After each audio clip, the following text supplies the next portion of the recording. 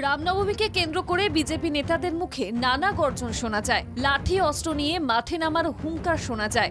তো অস্ত্র নিয়ে বেরোবো এবং অস্ত্র নিয়ে এই জন্য বেরোবার দরকার আছে মিছিলের সুরক্ষার জন্য। পুলিশের উপরে কোনো ভরসা নেই। সেই মতো কিছু জায়গায় দেখা যায় অস্ত্র হাতে মিছিল করছেন বিজেপির নেতারা। কলকাতা হাইকোর্টের নির্দেশকে বুড়ো আঙুল দেখিয়ে এই উল্লাস ঘিরে বিতর্ক দানা বেঁধেছে। বাংলায় রাম মন্দিরের জিগির আগেই তুলেছিলেন শুভেন্দু অধিকারী। রামনবমী থেকে সেই কাজ শুরু হবে তেমন কথাও শোনা গিয়েছিল তার মুখে। নন্দীগ্রামের সোনাচূড়ায় রাম মন্দিরের শিলান্যাস করে বিরোধী দলনেতা বলেন, রাম আস্থার প্রতীক, পশ্চিমবঙ্গের হিন্দুদের ভাগাভাগি করা যাবে না, এখানে এখন গেরুয়া স্রোত বইছে। মালদা শহরে অস্ত্র নিয়ে মিছিল করতে দেখা যায় যুবকদের।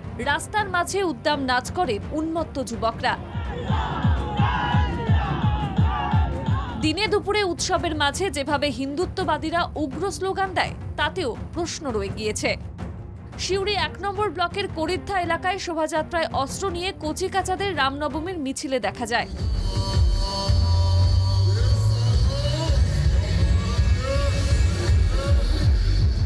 বড়দের মতো ছোটরাও অস্ত্র নিয়ে দাপিয়ে বেড়ায়। বীরভূমের সিউড়িতে শান্তিপূর্ণ মিছিলে অংশ নেন সাংসদ শতাব্দী রায়।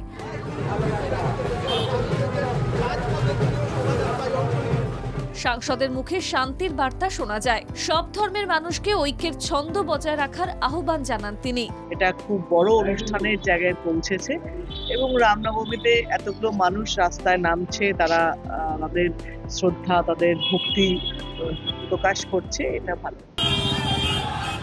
শতাব্দী যখন শান্তিতে পায়ে হেঁটে মিছিল করে তখন লকেট চট্টোপাধ্যায়কে বাইকে মিছিল করতে দেখা যায়। কলকাতা হাইকোর্ট এই বাইক মিছিল নিষিদ্ধ করে, তবুও নিউ টাউনে লকেট চট্টোপাধ্যায়কে মিছিল করতে দেখা যায়। মেদিনীপুরে একইভাবে নিয়মকে লঙ্ঘন করে বাইক মিছিল করতে দেখা যায় বিতর্কিত বিজেপি নেতা দিলীপ ঘোষকে। দিলীপ অবশ্য চালিয়ে খেলতে অভ্যস্ত, তাই রবিবার তাকে স্বমহিমাই দেখা যায়। আসানসোলে তরবারি হাতে মিছিল করতে দেখা যায় অগ্নিমিত্রা পালকে। বিজেপি নেত্রীর এই অস্ত্র প্রদর্শনও প্রশ্নের মুখে পড়েছে। উস্কানি অস্ত্রের উল্লাসকে ছাপিয়ে শান্তি ও সহিষ্ণুতার অনন্য ছবি তৈরি করে মালদা। গৌরবঙ্গে দেখা যায় হিন্দুদের সঙ্গে সখ্য সম্পর্কের সুর বাঁধেন ইসলাম সম্প্রদায়ের মানুষও।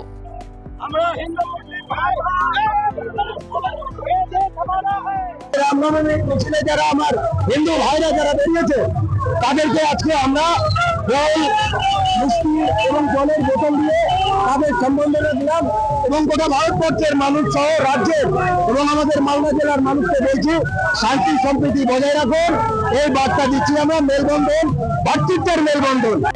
খুব ভালো লাগছে যে মুসলিমরা হিন্দুদের এই শুভ রামনবমীতে যে এগিয়ে এসেছে, আজকে যে ভ্রাতৃদ্বয় তারা আমাদের সঙ্গে দেখিয়েছে, এটা আমাদের কাছে খুব গর্বের।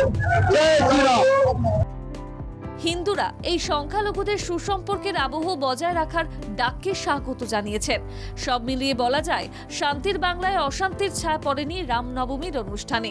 বাংলার রাম ভক্তদের স্বাগত জানাতে মুসলিম সম্প্রদায়ের মানুষের এগিয়ে আসায় সমাজে তার আলাদা বার্তা বহন করছে বলেই বলা যায়। ব্যুরো রিপোর্ট, বাংলা জাগো।